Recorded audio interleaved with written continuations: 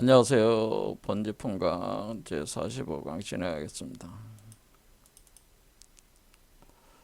6조해능은 마음이 본래 밝고 깨끗한 거울과 같다고 함으로써 그 마음이라고 하는 그 상태를 밝음과 맑음이라고 하는 두 가지 그 개념으로 표현을 하게 되는데요. 우리가 맑음을 추구하는 것이 이제 순수 의식을 깨끗하고 정결한 청정한 의식을 구현하는 것이 그 맑음이라고 한다면은, 그 맑음이라고 하는 것이 그 마치 물이 아주 청정하고 깨끗하게 되는 거죠. 밝음이라는 것은 마치 그 물 속에 불이 있어가지고 그 우주의 불꽃, 그 성스러운 그 성화가 그 물 속에서 타오르고 있을 때 그 상태가 우리 마음 중심에서 타오르고 있는 그 상태를 근원 태양이 불타는 것과 같다. 그래서 근원 태양이 불타면서 빛을 발한다라는 거죠. 그래서 그것을 자등명이라고 하는 거죠. 자등명, 법등명이라고 하는 겁니다. 자등명, 법등명 상태. 그것을 그 상태가 본래의 마음이라 그런 얘기죠. 그런데 대개 이제는 수행하시는 분들이 주로 사마타 이빠사나에서 사마타라고 하는 그 맑음의 포인트를 둬서 하기 때문에 우리가 이제는 그 궁극적으로 이 카르마를 벗어나지 못하고 일종의 귀선 상태에 빠지게 된다는 거죠. 그러니까 그 명상이 주는 고요하고 적막한, 그러면서도 우주와 하나가 된 듯한 착각, 그 환희심에 빠져가지고 자식을 이제 가두게 된다고 하는 거죠. 그러면은 진정한 깨달음을 성취하기가 굉장히 난망하다 그런 얘기입니다. 그러면 우리가 밝음이라고 하는 것이 어떻게 되는 거냐? 밝음은 어떻게 성취하는 거냐? 밝음을 성취하기 위해서는 참선을 해야 되네. 참선. 그런데 참선이라고 하는 것이 중도 수행을 한다. 중도 수행을 통해서 밝음을 성취할 수가 있다고 하는 겁니다. 그래서 지금 몇 개 강좌를 계속 그 중도라고 하는 것이 사실은 대백색 성마법 체계다. The Great White Sexual Magic이다라고 제가 계속 얘기를 했는데 그 이해가 제대로 되고 있는지 알 수 없습니다. 여러분들이 과연 제대로 이해를 하고 있는지, 제가 말씀드리고자 하는 그 의도를 파악하고 있는지 잘 모르겠다 그런 얘기죠.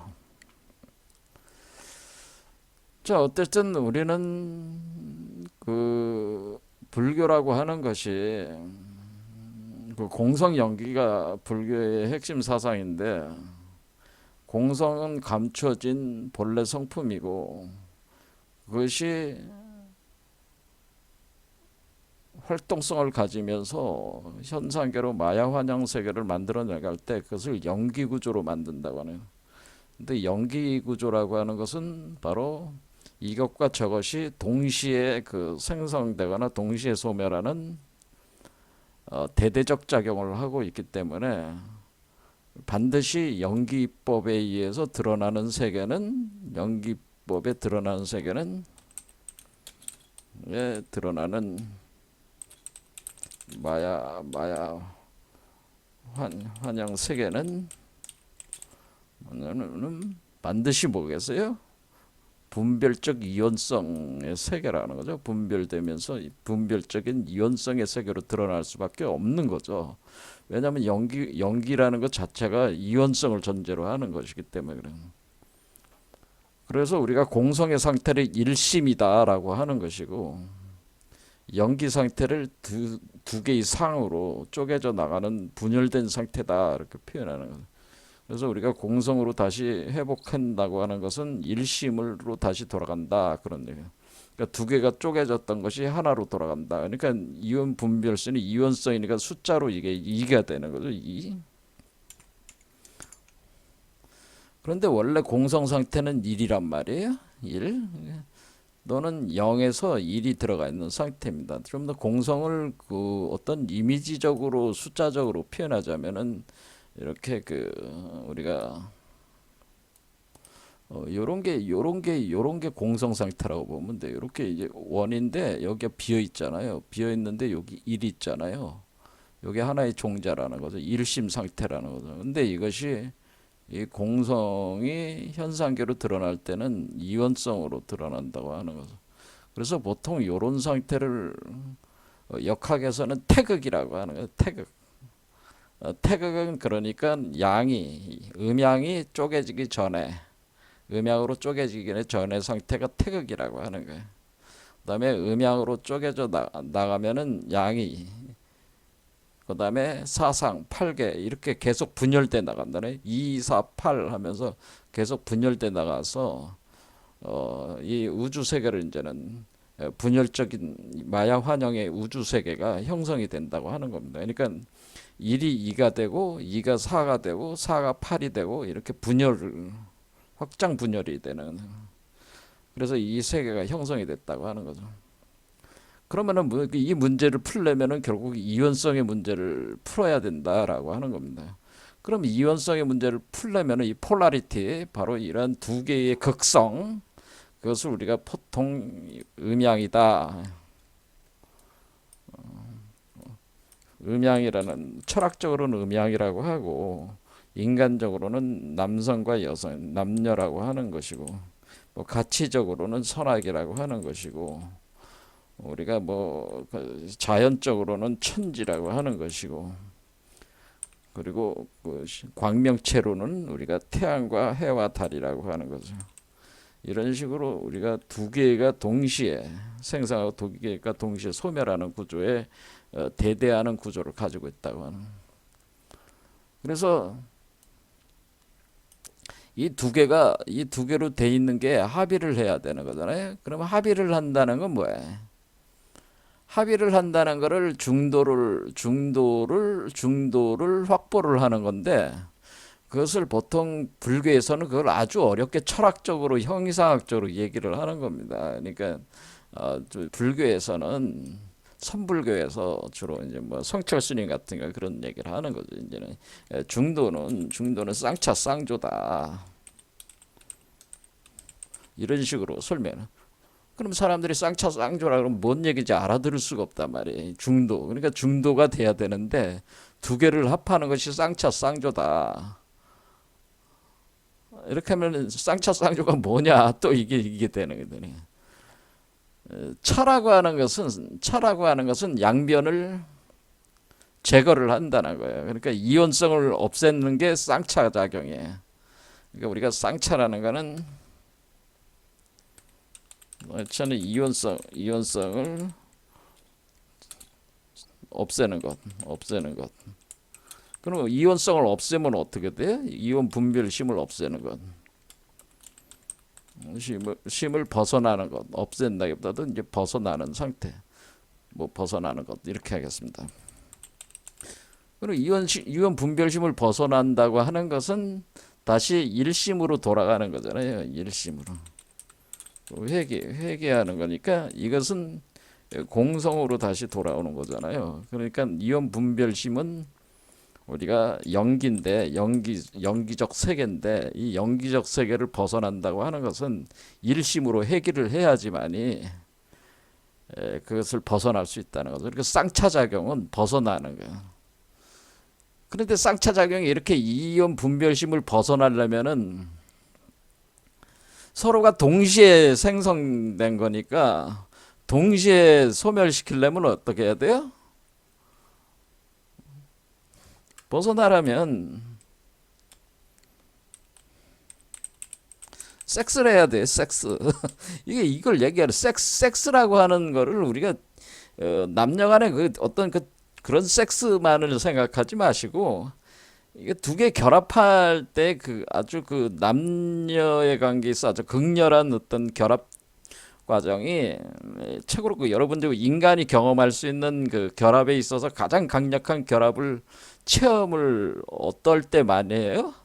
섹스할 때란 말이에요. 섹스. 그래서 섹스로 표현해야 한 거란 말이에요. 그래서 대백색 성마법이라고 하는 것이다. 그런 얘기입니다. 그래서 성마법이라고 하는 것은 사실은 양면적인 이온 분별심을 합하는 것. 벗어나는 거는 벗어난다고 하는 것은 벗어나려면 섹스로 합의를 해야지. 합의를 해서 벗어난다는 거예요. 그러니까 이제 우리가 쌍차라고 할 때 두 개를 소멸시킨다, 없앤다고 하는 거는 사실 없애려면 합의를 시켜야지 없어지는 거지. 합의를 안 시키면 없어지지가 않은 거죠. 그렇죠? 어떤 하나를 죽이려면은 다른 하나를 동시에 죽여야 된대. 그런데 동시에 죽이려면은 두 개가 섹스해야 돼. 그것을 입자와 반입자 관계라고 합니다. 그래서 우리가 양자역학에서 이제는 폴 디락 같은 사람들이 이제는 처음 이제는 입자와 반입자론을 이제는 전개를 할 때 입자 반입자는 뭐냐면은 원래 어떤 그 양자가 있는데 빛이 있었다. 감마선이 있었다. 빛이 입자 반입자로 나눠져요. 그러면은 빛의 상태는 입자 반입자로 나눠졌다. 그렇죠? 그러면 양변이 생긴 거 아니야. 입자와 그거에 대한 반대 입자. 그러면은 입자와 반입자가 섹스하면은 이게 합일이란 얘기예요. 이게 합일하면 다시 빛으로 전환된단 말이에요. 그러니까 이거하고 똑같은 개념이에요. 그러니까 입자 반입자론하고 비슷하다 이렇게 생각하시면 돼요. 그러니까 빛이 입자 반입자로 나눠졌다가 입자 반입자가 두 개가 합하면 쌍소멸. 그러니까 이거를 입자 반입자가 동시에 생기는 걸 쌍생성이라고 하는 겁니다. 쌍생성 됐던 것이 쌍소멸, 양쪽을 동시에 할 때 합이라면 다시 빛으로 전환하는 걸 쌍소멸이라고 그래요. 자, 그러면은 우리가 쌍소멸 시켰어요. 쌍소멸 시키면은 어떻게 돼? 공성으로 도회귀하게 된단 말이에요. 그러니까 빛으로 회귀한다는 뜻과 같아요. 이 공성 상태 자체가 허령성광의 빛으로 차 있는 상태다 그런 얘기. 그래서 빛으로 전환이 되는 거예요. 그러면은 쌍차라고 하는 것은 이렇게 두 개를 동시에 소멸하는 것은 합일로 소멸하고, 쌍조라고 하는 것은 빛이 됐잖아요. 그 빛이 된 상태에서 입자 반입자를 다시 만들 수가 있잖아요. 그런 상태가 쌍조 상태란 말이에요. 비춘다는 뜻이야. 조자는. 그러니까 빛이 됐으니까 빛으로 다시 빛이 입자 반입자로 나눠져 가지고 또 나갈 수가 있는 그 상태. 그러니까 쌍차와 쌍조가 동시에 존재하는 상태를 중도라고 하는 겁니다. 그래서 우리가 입자 반입 이렇게 생각하시면 되죠. 빛이 입자 반입자가 합일되는 지점과 이렇게 생각해요. 그러면 우리가 쌍차는 입자와 반입자의 합일이고, 그럼 빛이 됐잖아요. 그러면은 쌍조는 빛에서 입자와 반입자가 나오는 상태, 이게 쌍조란 말이야. 근데 쌍차와 쌍조가 동시에 있는 상태. 왜냐면 쌍차와 쌍조도 뭐야? 쌍차와 쌍조도 연기 구조잖아요. 그러니까 쌍차가 있으니까 쌍조가 있는 것이다 그런 얘기예요. 그러니까 한 단계 더 가는 거지. 그러니까 우리가 쌍차가 없어지려면은 쌍조도 없어지는 거지.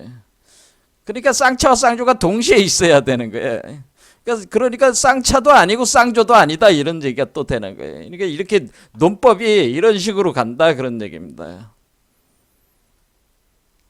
자, 그래서 불교에서는 쌍차와 쌍조라는 개념을 가지고 이렇게 설명을 한다. 그래서 중도를. 그런데 이거 굉장히 추상적인 설명이잖아요. 그러니까 이렇게 추상적으로 설명하지 말고 섹스한다 이렇게 생각하면은 가장 좋다. 섹스를 해서 자식을 낳았다.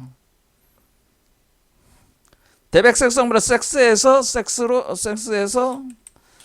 자식을 낳아서 그 자식이 곧 내가 되면 내가 된다. 그러면 두 개가 하나가 된 거 아니야, 자식으로. 또 섹스한다는 건 남간자와 엄마와 아버지가 부모가 섹스를 해서 자식을 낳았다. 그럼 자식이 이제 또 자기가 부모가 될 수가 있는 거 아니겠어요? 부나 모나 두 가지 중에 하나가 될 수가 있는 거 아니겠어요? 그런 상태가 이제 자식을 낳아진 요 상태가 바로 우리가 중도 상태다 이래 그러는. 자, 그래서 우리는 일단은 우리가 쌍차 작용을 먼저 해야 된다 그 얘기입니다. 쌍차 작용을 통해 가지고 우리가 공성을 다시 드러내려면은 좀 전에 얘기했듯이 입자와 반입자가 하나로 합쳐서 빛으로 돌아간다. 그게 바로 밝음이라는 거예요. 그게 밝음. 자, 그러니까 다시 얘기하자면 우리가 지금 서로 해와 달이 우리가 두 개의 실체가 동시에 생성되고 동시에 소멸되는 그런 관계인데 이것이 하나가 됐다. 해와 달이 하나가 됐다. 그래서 달 속에 태양이 있다라고 제가 말씀을 드렸습니다. 그와 같은 상태가 돼버리면은 그것이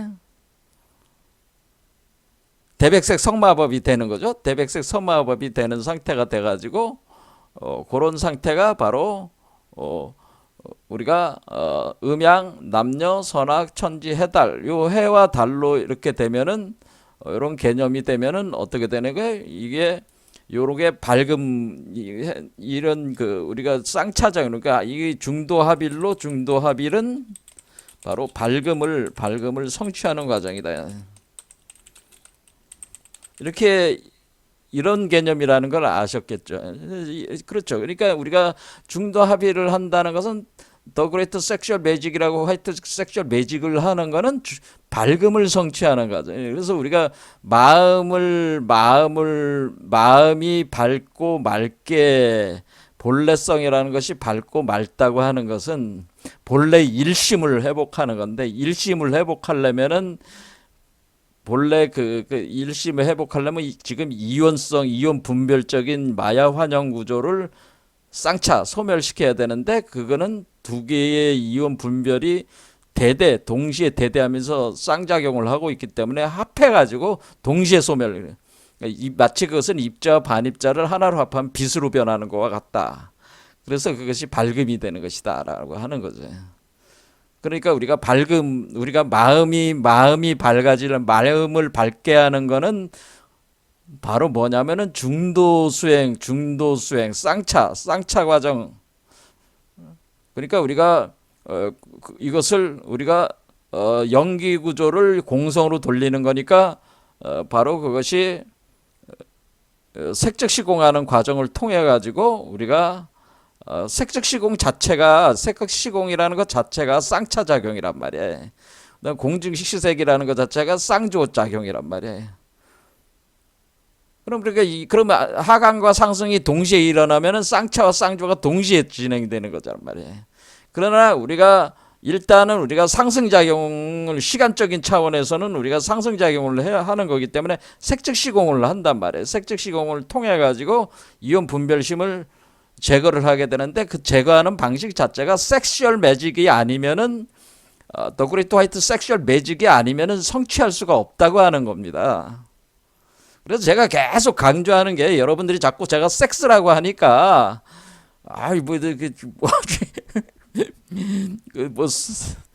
불교에서 음계 그러니까 음살도를 괴율로 그거를 갖다 금하는데 왜 섹스라는 말을 왜 하냐 더럽다 이렇게 하는 건데 그거는 차원이 낮은 얘기고요. 이게 말 그대로 이거는 섹슈얼 매직이 되는 거예요. 왜 그럼 섹슈얼 매직이라고 우리가 얘기를 이렇게 하는 거냐면은, 자, 우리가 이 불교에서는 우리가 12연기론이라는 게 있어요. 12연기는 연기인데 12연기법을 12연기론으로 해가지고 우리가 하나의 그 생명체가 태어나가지고 생로병사를 겪는 그 과정, 그래서 다시 또 죽는 그런 어떤 그 전반적인 그 현상을 우리가 12연기론으로 이렇게 표현할 때 무명, 행식, 명색, 육처, 촉수, 애취, 유생, 노사 이렇게 돼. 그래서 우리가 생로병사가 요게 생로병사란 말이에요. 생로병사가 우리가 12연기에서 마지막 11번째, 12번째가 생노사가 요게 생로병사란 말이에요. 그러니까 생로병사가 하려면 일단 마야 환영 세계가 있어야지 생로병사가 생기니까 유란 말이에요. 근데 마야 환영 세계가 있으려면은 애취라는 작용이 있어야 된단 말이에요. 애취라는 건 뭐냐면 사랑함, 집착함이에요. 사랑과 집착이 있어야 된다는 거예요. 그러니까 어떤 애라는 건 뭐예요? 어떤 그 그러니까 그 한마디로 애착 작용이 애집 현상이 애집. 애와 사랑과 집착하면 애집 현상을 애취라고 하는 겁니다. 애취. 이 애취가 있어야지 이 현상계가 생긴다 그런 얘기입니다. 그래서 이 애집이 굉장히 중요한 개념이 되는 것이다. 그래서 애취가 있으니까 이 마야 환영 세계가 생기는 거고, 그래서 생로병사의 세계가 만들어진 것이다 그런 얘기입니다. 하지만은 우리가 이렇게 애집이라는 그것이 일어나기 전에 그것에서 우리가 현상계로 만들어지기 전에 우리가 그 이전에 쭉 과정이 무명, 행식, 명색, 육처, 촉수 이런 과정은 우리가 태어나는 과정이다. 이게 태어나는 과정. 그러니까 우리가 엄마 뱃속에서 이게 태어나는 과정이란 말이에요. 그럼 애취라는 건 이게 그 엄마 뱃속 자궁에서 몸이 다 완성이 돼가지고 태어날 것인가 말 것인가, 여기 있을 때 우리가 그 애취 작용이 있어가지고 태어나게 돼가지고 유의 세계로 나오면서 생로병사의 세계 그 마야환영 세계에 들어온다는 거예요. 그러니까 우리가 가장 중요한 게는 이 유라고 하는 이 유의 세계. 유의 세계는 그 애집에서 이게 이제 기준이 돼가지고 이게 나오는 것이다라고 합니다. 그래서 애집이라는 게 굉장히 중요하다라고 하는 게. 그 다음에 중요한 게 뭐냐면은 무명이라는 현상이다라고 합니다. 무명. 그런데 우리가 왜 이렇게 그 생로병사를 계속 겪냐? 석가모니가 이제 곧다마시다라는 분이 생각하기에는 그게 무명에서 온 것이다라는 무명. 그럼 무명이라는 게 뭐겠어요? 무명이라고 하는 것은 이미 봤잖아요. 자, 그럼 무명이다. 그럼 무명은 우리가 이게 애집 현상이고 여기 무명이다. 그러면은 무명이야말로 모든 그 우리가 모든 현상계에 우리가 인간이 우리 중생이 생로병사의 이 한마디로 이 카르마 윤회의 수레밖에 갇히게 된 원인이 이 무명 때문이다라고 하는 거는. 그런데 여러분이 이 한자를 잘 보세요. 무명이라는 건 밝음이 없는 상태라잖아요. 무명 말 그대로 밝음이 없는 상태잖아요. 그 얘기는 뭐겠어? 육조해능이 마음은 본래 밝고 깨끗한 거울과 같은데 밝고 깨끗한 것도 밝음과 맑음인데 요 밝음이 없는 상태다 그런 얘기입니다. 그러니까 없다고 하는 것은 뭐냐면 완전한 밝음이 아니다라는 뜻이죠. 그러니까 어둠과 빛이 혼재되어 있는 상태다 이렇게 보시면 돼요. 그러니까 무명이라고 하는 것은 그럼 이 명자를 잘 보면은 명이라고 하는 것은 그럼 명이 밝음이라는 건 뭡니까 하면은 밝음은 태양을 뜻하는 일과 달을 뜻하는 월 1월이 없는 상태 1월이 하나가 아닌 상태가 무명인 거예요. 그러니까 우리가 이제는 그 좀 전에 얘기했듯이 우리가 두 개가 동시에 그 연기 구조로 가지고 있다고 그랬잖아요. 그럴 때 우리가 하늘과 땅, 우리가 그 중생과 부처 이것도 다 연기란 말이야. 쌍차와 쌍조, 유효열반과 무효열반 다 그것이 연기 그 대대의 그 개념들을 가지고 있는 건데 우리가 명이라고 하는 것도 1월이 나눠져 있는 상태가 무명 상태란 말이에요. 그러면 1월이 하나가 되면은 명으로 돌아오는 거죠. 그러니까 여기서 우리가 무명을 벗어나려면 어떻게 돼? 태양과 달을 하나로 만들어야 된다. 그런 얘기입니다. 태양과 달이라고 하는 그런 요소를 하나로 만드는, 그러니까 두 개의 광명체를 하나의 광명으로 만다. 우리가 하늘에 떠 있는 두 개의 광명체를 하나의 광명체로 만든다. 이 하나의 광명체로 만든다 할 때 이 하나의 광명체를 별이라고 하는 거란 말이에요. 1월 성. 그래서 그것을 별성자를 써서 별이라고 하는 것이다. 이러는 겁니다. 왜냐면은 태양과 달은 두 개로 상대적인 건데 두 개가 하나로 합해지면은 그것이 별이 된다. 그런 게 1월성론이다. 그런 얘기입니다. 자, 어쨌든 간에 우리가 여기서 지금 우리가 무명 상태가 일어났어요. 그러니 이 무명이 됐다는 것은 우리가 이원 분별적 세계로 그것이 진행이 됐다는 거예요. 원래 1심에서 두 개의 이원 분별 세계가 2, 4, 8 하면서 계속 쪼개져 나가면서 분열돼 나갔다라고 하는 거예요. 그러면서 이 현상, 마야 환영 세계가 만들어졌다. 그러면서 이 현상 세계에 대한 집착이 일어나가지고 현상의 실제적인 구조가 이제 드러나게 됐는데 그것이 애집 때문이다라고 해요. 애착과 집착이 있어서 그런 것이다라고 하는 거예요. 어떤 객관적 세계에 대해서 주관적인 내가 객관적 세계가 실제 자신의 그 세계로 착각을 하는 게 있어가지고 그 세계에 대한 애착과 집착, 그것을 나르시스가 우리가 개울을 연못면을 보고 그 연못면 안에 자기 자신의 모습을 보고 그것에 대한 집착을 일으켜 가지고 거기에 몸을 던지는 것과 같이 이 세계로 몸을 던졌다는 거예요. 던지니까 유가 일어났다는 거지, 현상계가 일어났다고 하는 겁니다. 그러면은 우리가 이 애집이라고 하는 것을 우리가 남녀 관계에서 볼 때는 뭐예요? 애집이라고 하는 건 애착과 집착이죠. 남녀 관계로 보면은. 그러니까 우리가 사랑하는 것 때문에 우리가 고통을 받는 거예요. 그렇죠? 불교적인 얘기로는 그게 되는 거죠. 애집이 있어가지고 우리가 고통을 받는 것이다. 그러니까. 그럼 우리가 왜 이렇게 고통을 받습니까? 이렇게 묻는다. 왜 이렇게 일체 계고 현상이 일어납니까? 그러면은 애집 때문이다. 애집 때문이다. 이렇게 얘기할 수가 있겠죠. 애집 때문이다.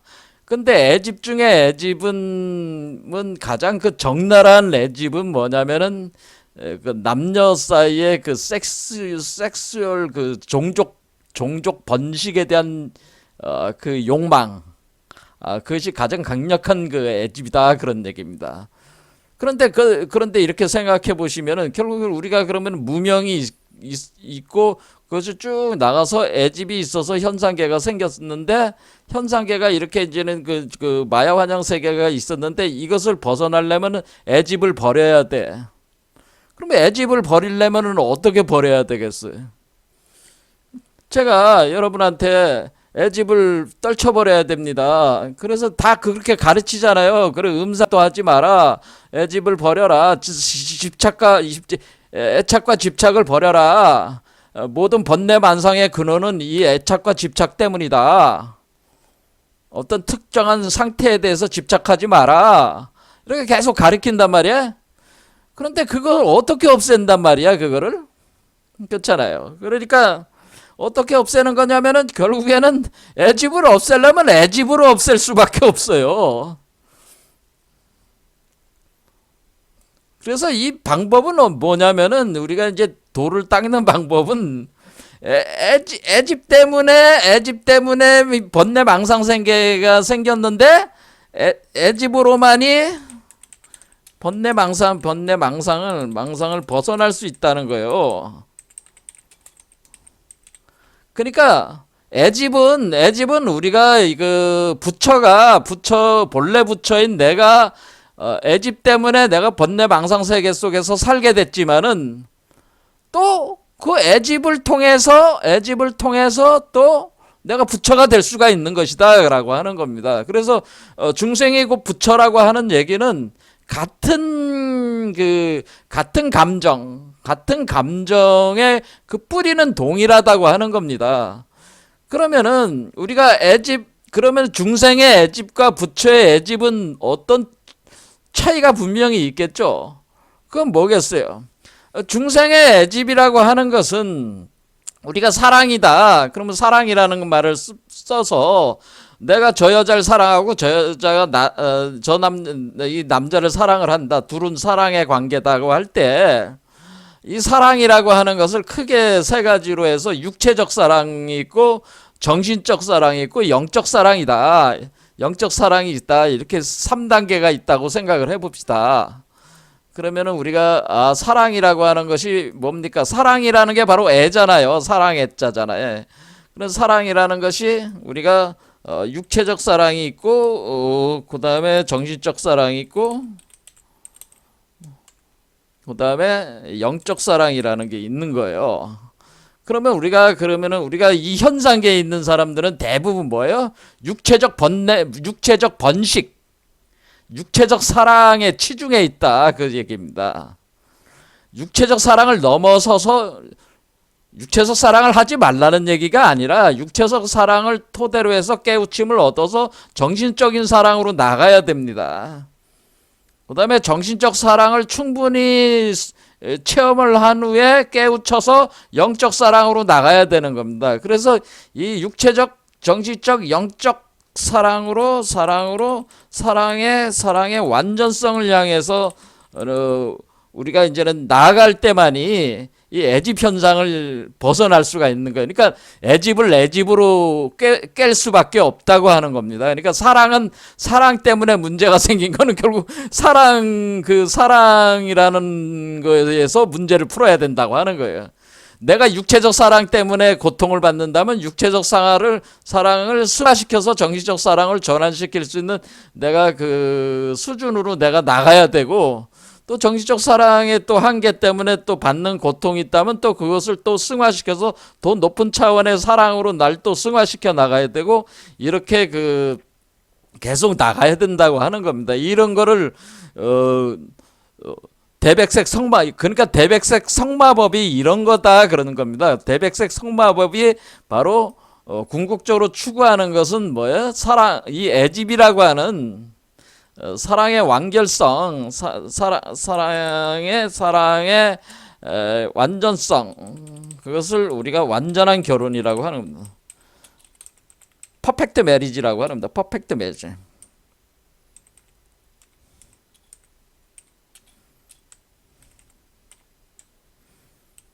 자, 그래서 우리는 이 퍼펙트 메리지가 되면은 우리가 완전한 사랑을 통해서 애집을 극복할 수가 있는 거예요. 그러니까 애집을 통해서 애집을 극복한다고 하는 게 있는 겁니다. 그러면 우리가 불교에서 그동안에 가르쳤던 것들이 기존에 너희가 무명과 무지와 무명과 그 애착 때문에 고통을 받으니까 그런 걸 버려야 돼. 이렇게 가르쳤잖아요. 그런데 선불교는 그런 거를 가르치는 게 아니에요. 선불교는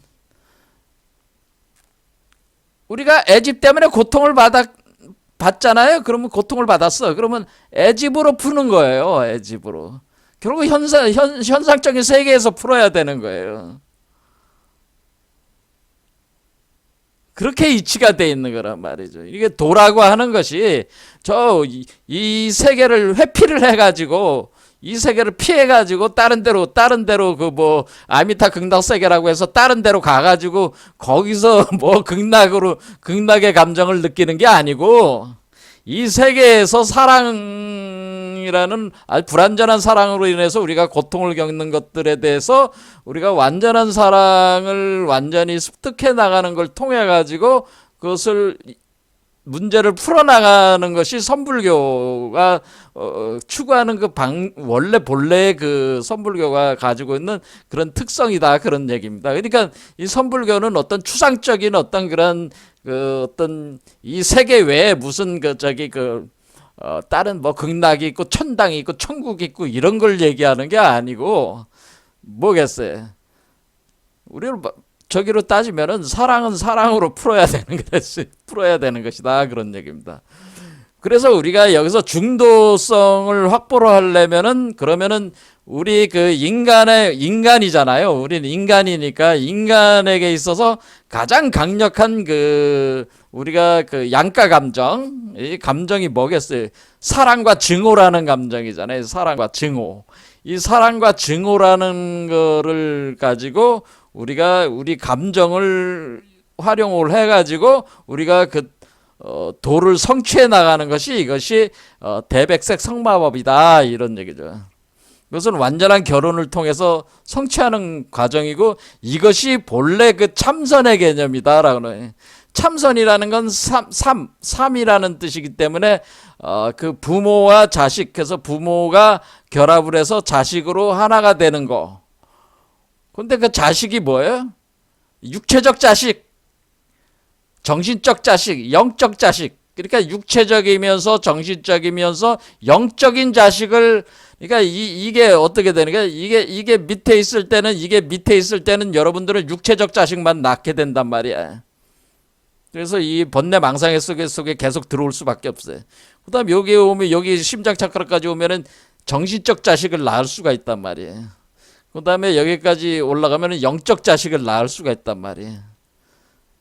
그러니까 우리가 자기의 자식을 통해, 낳는 거를 통해 가지고, 근데 우리가 정신적 자식에서부터 영적 자식으로 나갈 때는 우리 자신의 안에 있어서 두 개의 양맥과 음맥의 기운을 합하는 요 산맥, 여기부터는 사륜이죠. 네 번째, 다섯 번째, 여섯 번째, 일곱 번째 차크라니까 산맥사륜이라고 하는 정밀한 상체 시스템을 이용을 해가지고 한마디로 완전한 사랑이라고 하는 어떤 사랑의 완전성, 대백색 성마법 메커니즘을 우리가 우리 자신 혼자서도 이것을 성취할 수 있기 때문에 요 대백색 성마법을 가지고 우리가 성불을 한다, 그런 얘기입니다.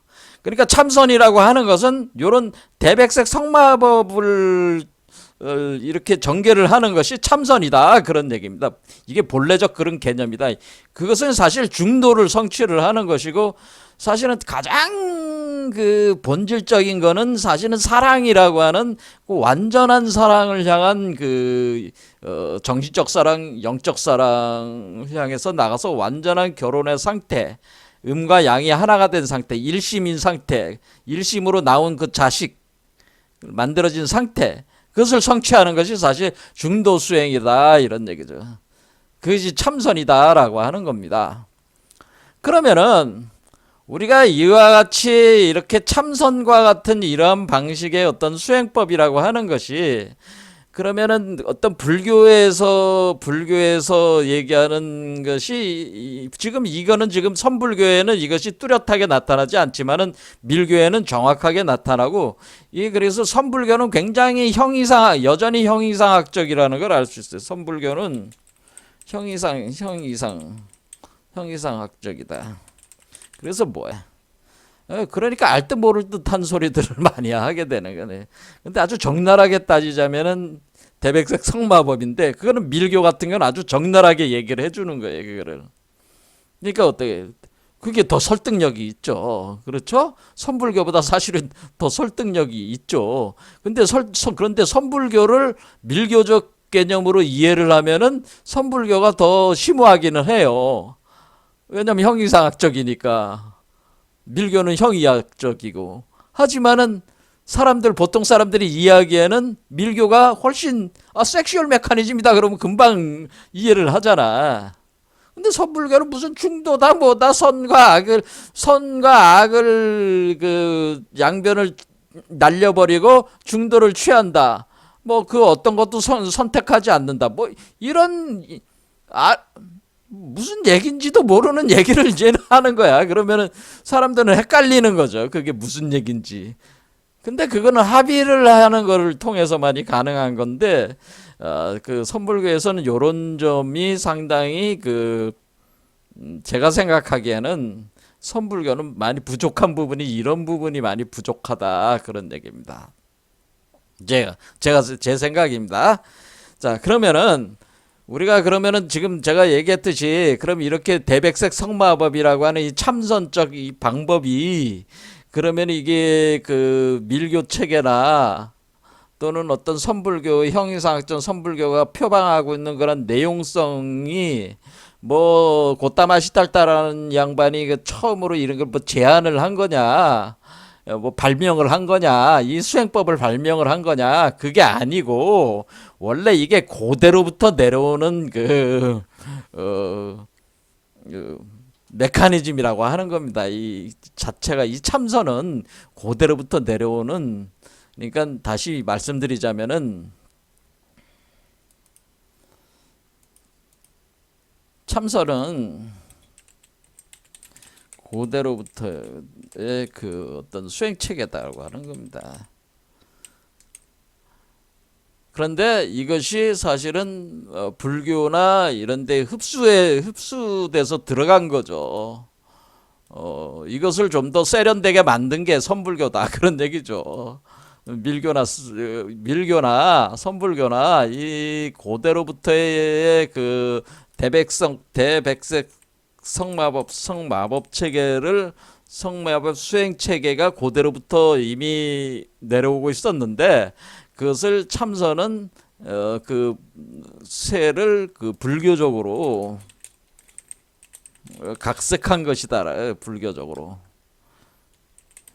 각색한 것에 불과하기 때문에 불교 이게 원래 불교 사유가 아니라는 거죠.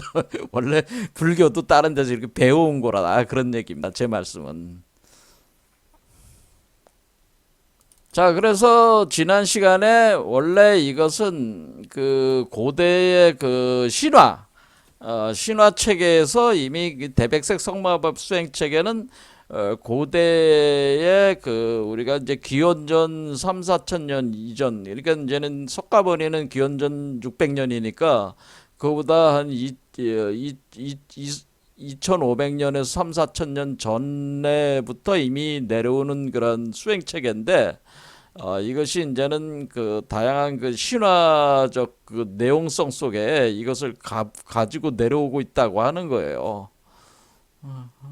자, 그래서 그거를 제가 말씀드리길 대백색 성마법을 우리가 불교적으로 이해를 하자면은 우리 몸에 있어서 그 삼맥칠륜이라고 하는 이런 어떤 차크라 시스템으로 설명을 하자면은 우리가 이 두 개의 맥도가 양맥과 음맥이 하나로 합해가지고 하나의 맥도 안에 요 중맥 안에 요 열애장에 그 기운을 불어넣어서 요것을 형성해내서 태어나게 하는 방법으로 이것이 전개가 되는 거기 때문에 우리가 밀교 체계에서는 그것을 이렇게 부처의 아버지와 부처의 어머니가 서로 섹스를 하고 있는 거 형태로 표현을 하는 것이다. 그래서 이것은 여기 이렇게 되는 게 이제 불부라고 하는 것이고 요거는 불모 그러니까 부처의 아버지와 부처의 어머니라고 하는 거다. 그래서 이것을 우리가 화엄경하고 연결을 시키면은 이것을 보현불부라고 하는 보현불부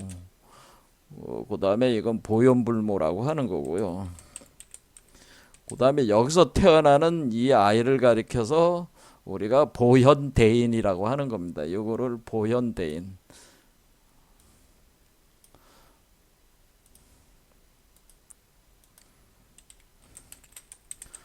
자, 보현대인. 자, 보현대인이라고 하는 표현이 어디에 나와 있냐면은 여기 화엄일승 법계도 계속 보고 있잖아요. 여기 보면은 십불 보현대인이다. 여기 십불 보현대인경 이런 말이 있어요. 능인해인 선매중 요 문구가 바로 그 여기서 태어나는 요 아이를 표현해 준 거다. 그럽니다. 십불 보현대인 능인해인 선매중이다. 요건. 그러니까 지금 여기서 그 부처의 아버지 보현불부와 부처의 어머니 보현불모 사이에 태어나는 아이는 보현대인으로서 이 보현대인은 화엄일승 법계도 의상조사의 화엄일승 법계도상에서 십불 보현대인 이렇게 돼. 여기 십불 보현대인이다라고. 그러니까 십자가에 매달린 십자가의 십의 상태에 있는 그러니까 양과 음이 합해진 상태에 있는 보현대인이다. 그래서 아까 우리가 이제는 제가 이제는 설명을 할때 요것이 0 속에 1이 있는 요걸 10이라고 보는 겁니다. 10. 그렇죠? 10이나 마찬가지죠. 그래서 요 상태를 우리가 공성을 10이라고 본다. 이런 데. 그러니까 공 속에 일심이 있는 상태. 그래서 십불보현대인. 이 십불보현대인이 태어나는 거다. 그 다음에 우리가 이제는 기독교적으로는 이것이 성령과 성모 마리아의 관계다라고. 또는 우리가 보편적으로는 기독교 체계에서는 창세기부터 보자면 이것은 아담과 이브를 뜻하는 거예요. 이게 원래. 그 다음에 우리 그 한국의 그 철학으로는 환웅과 웅녀를 뜻하는 겁니다. 환인의 서자가 환웅이 바로 성령에 해당되는 거예요. 그래서 이게 환웅이 성령과 같은 거예요. 그래서 웅녀와 합한다라고 하는 겁니다. 그 다음에 역학적으로는 복희와 여와다. 뭐 이런 식으로 되어 있는 거죠. 그런데 이러한 체계에서 가장 오래되어 있는 구조는 바로 오시리스와 이시스 신화라고 하는 겁니다. 오시리스와 이시스에 대한 관련된 이 오시리스와 이시스 제의가 이집트적인 이런 제의가 가장 오래된 고대의 그 원형을 가지고 있다. 그러니까 이 대백색 성마법에 대한 원형은 사실은 이집트의 그 오시리스 제의의 내용의 핵심으로 담겨 있다라고 하는 겁니다. 그래서 오시리스 이제는 이거를 얘기를 하게 되는데, 그러니까 여기 보면은 이제는 이게 이제는 오시리스를 표현하는 거예요. 자, 이렇게 보면은 요게 이제 오시리스고, 그다음 여기가 이시스란 말이에요. 이시스 여신. 그리고 이시스가 안고 있는 요 아이가 호루스라고 하는 겁니다. 호루스. 그러니까 우리가 오시리스 그다음에 이시스가 합해가지고 호루스를 이시스가 호루스를 임신해서 호루스를 태어나게 하고 호루스가 오시리스를 이어서 새로운 왕이 되는 거예요. 이집트의 왕이 된다. 그러니까 오시리스가 이집트의 왕이었는데 이제 죽게 되고 호루스가 이제 이집트의 왕이 되는 그런 구조로 왕위를 계승한다라고 하는 겁니다. 그러니까 우리가 참선이라고 하는 개념은 뭐냐면은 본질적으로 이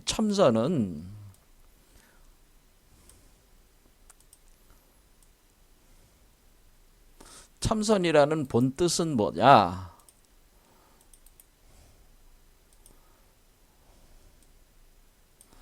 우리 이렇게 참선을 한자로 이렇게 쓰잖아요. 참선의 참은 삼이란 뜻이잖아요. 오시리스, 이시스, 호루스를 우리가 삼이잖아요. 삼. 오시리스 1, 2, 3, 3이잖아요. 선이라는 거는 선이한다는 뜻이에요. 선이한다.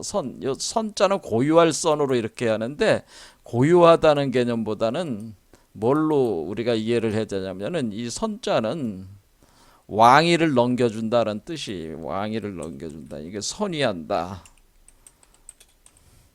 우리가 선이한다 할 때 선이 이렇게 되네.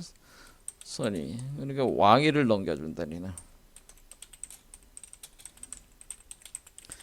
그러니까 왕위를 넘겨주는 걸 선이하는 거라 이겁니다.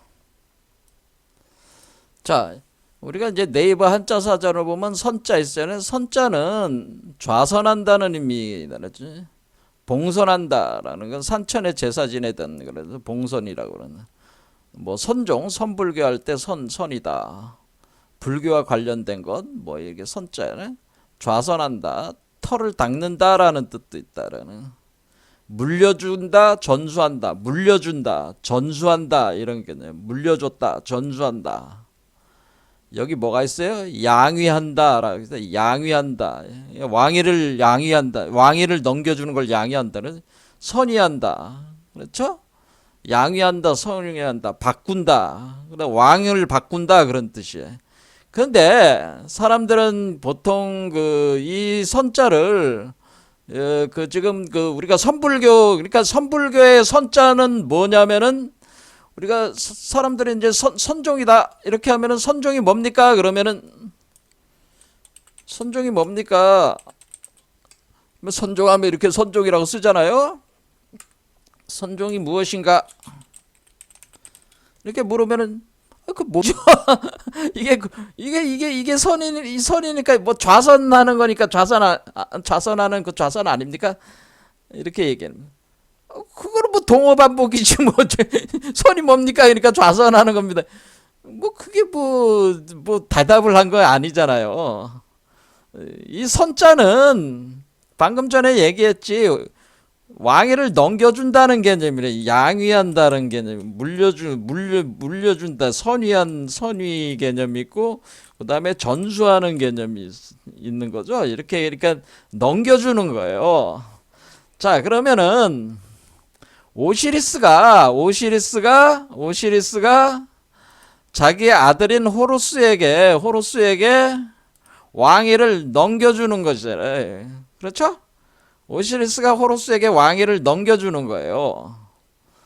자, 그러면은 이게 어떤 개념입니까? 이 오시리스가 여기인데 오시리스가 있으면 오시리스가 여기에 가슴 차크라에 있단 말이야. 가슴 차크라에서 원래 이집트 왕자였다. 이집트의 왕이었는데 그 얘기는 뭐냐면은 이집트의 왕이라는 뜻은 원래 이 중생의 세계의 주인이 원래 그 왕이었다 그렇게 생각하면 돼요. 근데 이 중생의 세계를 누구한테 물려주는 거예요? 호루스한테 넘겨주는 거죠. 이 세계 전체를 넘겨주는 거예요. 그러니까 이 몸에서 나왔잖아요. 이 몸에서 나왔지만은 이 세계를 지배를 하게 되는 거니까 이 중생을 지배를 하게 되니까 이 소우주 세계를 얘한테 넘겨주는 거잖아요. 그렇죠? 이 세계를 이제 얘가 주인이 되는 거야. 여태까지 노예로 살았단 말이야. 노예로 살았는데 이 세계를 얘한테 넘겨주니까 그것을 선의한다, 양해한다, 전수한다 이렇게 하는 거란 말이죠. 그러니까 우리가 참선이라고 하는 건 뭐냐? 결국 그러니까 우리가 오시리스, 이시스, 호루스라는 세 개가 부모가 있고 자식이 있는데 부모가 자식에게 물려준다 그런 뜻이에요. 그러니까 자식이 부모를 계승한다 그런 뜻이죠. 그러니까 우리가 참선이라는 것은 부모가 자식을 낳고 자식에게 뭘 물려주는 거야? 뭐 재산인과 지위를 물려주는 거. 물려주는 거를 우리가 선의한다, 양위한다라고 하는 거다 그런 얘기입니다. 이해가 되시죠? 그러니까 호루스는 양성동체가 이제 되는 건데 결국 오시리스와 이시스가 합한 그런 존재가 되는 거니까. 그러니까 우리가 그 참선은 부모가 자식을 낳는. 그러니까 오시리스와 이시스가 호루스를 낳고 호루스에게 재산과 지위를 물려준다 그런 의미입니다. 근데 이 호루스가 누구냐면은 결국 우리가 불교로 따지면은 열애 부처의 불성의 씨앗이 자란 열애가 돼서 나온 존재잖아요. 이 존재에게 이 세계를 넘겨주는 거 아니에요. 그렇죠? 넘겨준다. 자, 이런 방식으로 돼 있다라고 하는 거죠. 그러니까 우리가 참선이라고 하는 거는 이제는 어떤 여러분들이 이제 어떤 직관을 통해서 이제 알았죠. 참선이라고 하는 것은 결국에는 내 몸 안에서 부처의 아버지와 부처의 어머니라는 두 개의 맥도를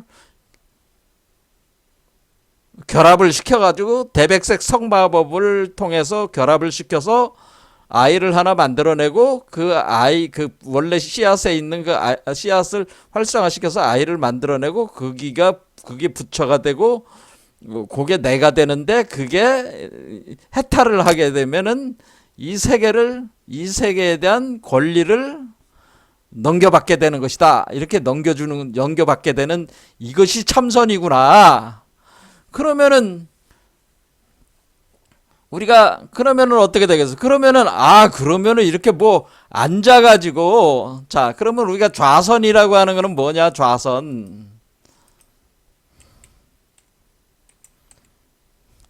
좌선도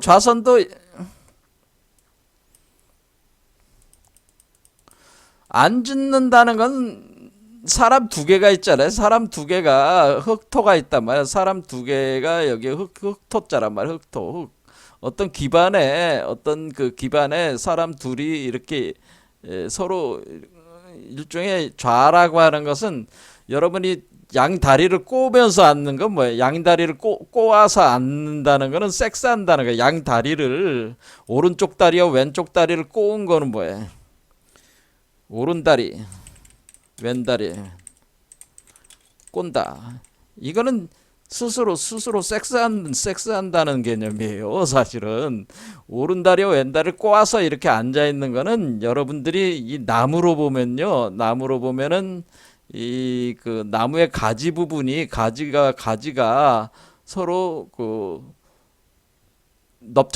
양쪽에 넓적다리가 두 개가 연결이 돼 가지고 꼬는 개념이기 때문에 이것은 섹스하는 개념이라 그런 얘기입니다. 그러니까 우리가 좌라고 하는 것은 본래 섹스하는 모습을 형상화해 놓은 것이다. 그러니까 여러분들이 뭐 좌선한다고 할 때 앉아서 명상할 때 좌선한다고 할 때 그 앉는 자세를 가부좌를 틀고 앉는 거는 섹스하는 상태를 표현해 주는 것이다라고 하는 겁니다. 대백색 성마법을 표현한 것이 바로 좌라는 거고 그 좌를 통해서 대백색 성마법을 통해서 태어나는 그 존재에게 여러분이 내 세계를 양위를 하는 거기 때문에 그게 좌선인 거예요.